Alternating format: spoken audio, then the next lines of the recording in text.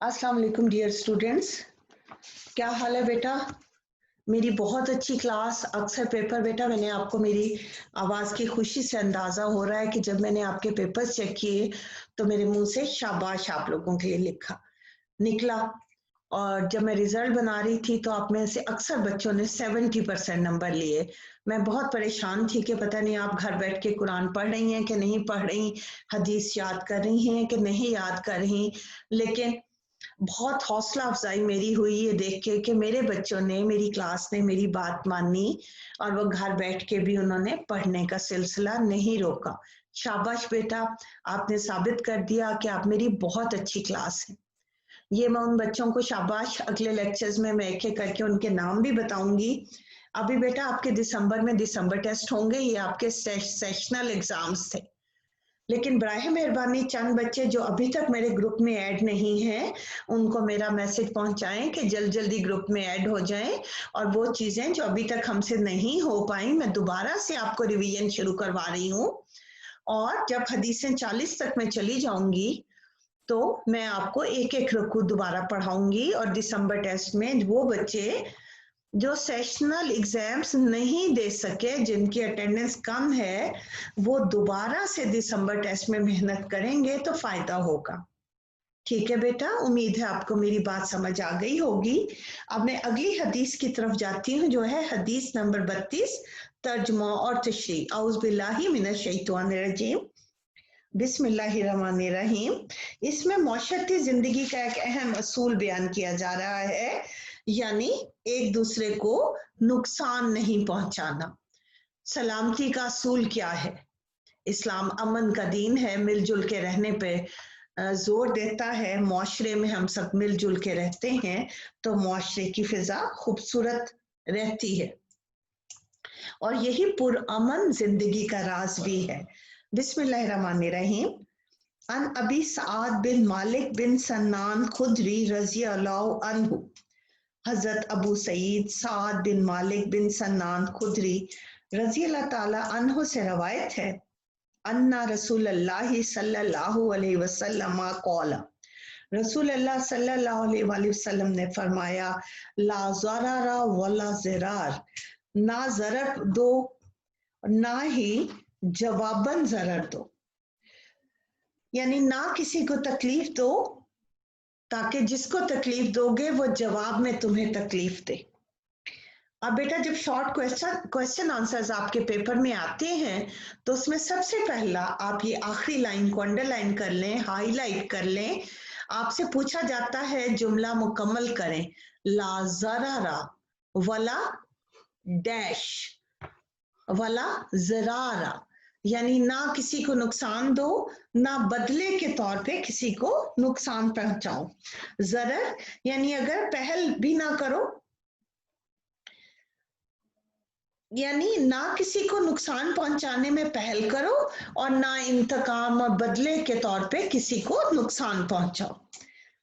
मुआशरती जिंदगी का अहम असूल क्या है?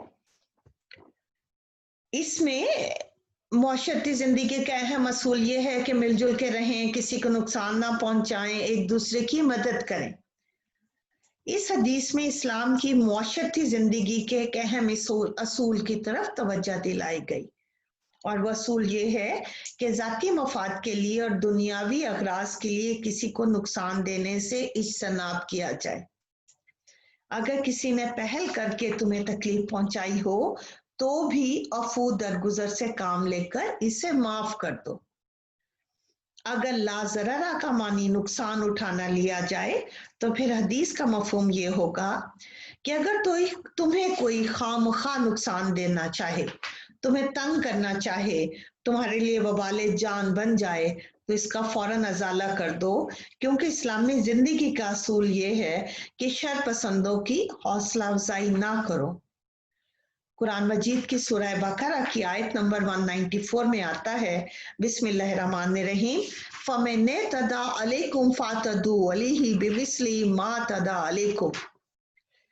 फमने तदा, अगर कोई तुम्हें ज्यादती करे, हद से बढ़ जाए, तो तुम भी उस पर इतनी ही ज्यादती करो जिस कदर उसने की।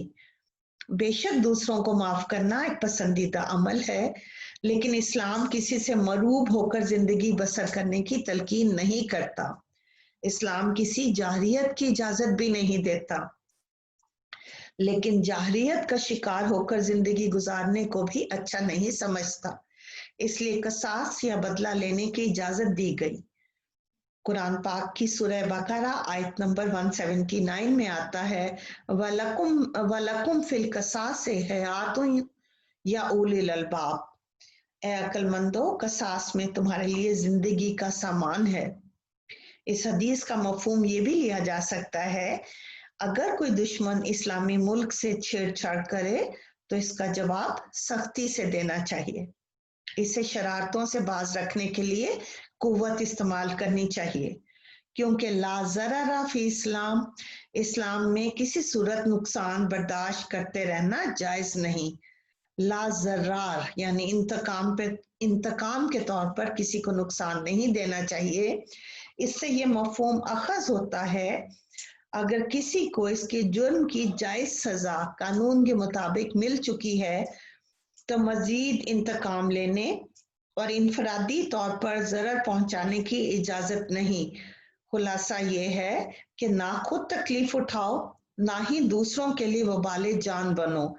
इस्लाम हमें इस असूल के मुताबिक जिंदगी बसर करने की तलकीन करता है, और यही पुरअमन जिंदगी का राज है। यानी ये पुरअमन जिंदगी गुजारने का एक सुनहरी कुलिया है, जिस पर अमल करके हम अपनी दुनिया और आखिरत संवार सकते हैं। इस हदीस के अल्फाज जिस कदर मुख्तसर और कलील हैं, मानी और मफहूम इसी कदर जामे और वसी हैं। ये बात नबी उम्मी सल्लल्लाहु अलैहि वसल्लम के हक पर होने की वाज़ेह दलील है। आपने दुनियावी एतबार से कभी किसी से कोई तालीम हासिल नहीं की, लेकिन चूंकि आपका मौलिम खुद अल्लाह ताला है, इसलिए आप निहायत मुख्तसर अल्फाज में निहायत अजीम मतलब और मानी अदा फरमा देते हैं। इस्लाम का मकसद और मुद्दा। इस्लाम इस दुनिया में इन अब्दी अवाइल सदाकतों का मजमुआ है जो खालिक कायनात ने इंसान की भलाई और कामयाबी के लिए अंबिया और कुतब के जरिए से इंसानों तक पहुंचाया। इसका मुद्दा और मकसद पूरी इंसानियत को ज़ेवर ईमान और आमाल साला से आरास्ता और पैरास्ता करके दुनिया और आखिरत के जुमला खसारों से बचाना है। यानी दुनिया और आखिरत के जितने नुकसानात हैं उनसे महफूज रखना है। अब इस्लाम का इस्लाह का क्या तरीका है बेटा? इस अजीम मकसद के लिए इस्लाम अपने मानी और मतालिब के अंदर ही सलामती और हिफाजत का मफहूम रखता है, यानी सलामती का दीन। फिर इस्लाम फर्द को ईमान की दावत देता है। ईमान का लफ्ज अमन से बना है। इस एतबार से इस्लाम और ईमान दरअसल अमन और सलामती का मजमुआ, तखरीब और तबाही की जिद है। चनाचे अब इस्लाम पूरी इंसानियत को एक दरस हयात और प्याम अमन बख्शता है। वो ये कि कोई फर्द या मुआशरा खुद को इस कदर अक्ल खुर्द से आरी होकर वो जालिमों और मुतकब्बरों के लिए तन वाला साबित हो, और ना ही वो खुद जालिम और मुतकब्बिर बनकर दूसरों को अपने लिए तन वाला समझकर हड़प कर जाए, बल्कि जियो और जीने दो के असूल पर अमल करके तमाम इंसानियत की तत्हीर की जाए। खौफ खुदा और फिक्र आखिरत और मोहब्बत खैर खूबी की बुनियाद पर हर इंसान के अंदर ये जज्बा पैदा किया जाए कि वह दूसरों के लिए नुकसान का बाइस ना बने।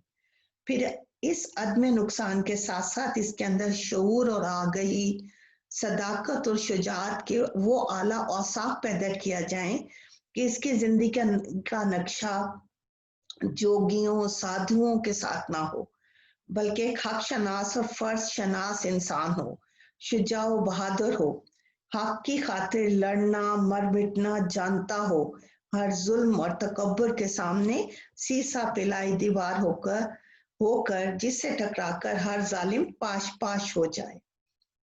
अब इस्लाम की अखलाकी तालीमात में भी इस हदीस को एक बुलंद मुकाम हासिल है।